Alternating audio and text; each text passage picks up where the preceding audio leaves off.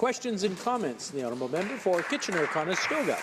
Thank you, Mr. Speaker. I want to thank my friend for his comments today. But he will know, Mr. Speaker, that during our time in office, we increased spending on veterans by over 35%, Mr. Speaker, in various categories.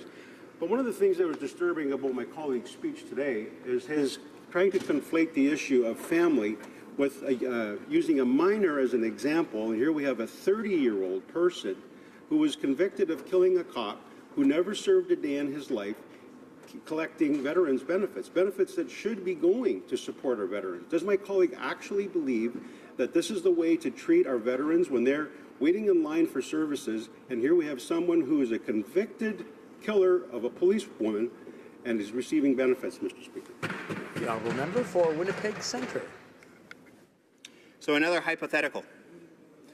A 50-year-old service member killed in the line of duty for his country has a 30-year-old son.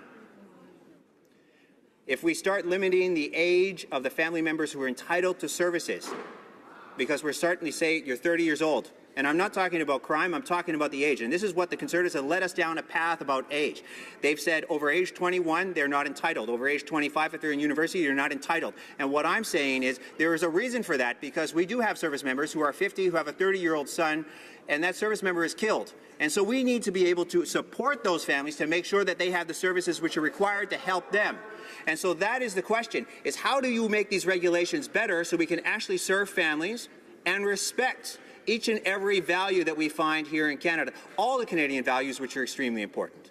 And I think that is an important question that we need to answer and think about with not only ourselves but with bureaucrats, and talk to veterans and find out how we can make these regulations better, but really ensuring that the services get to the people who need to have them the most, and that's veterans and their families, because families are at the center of military life.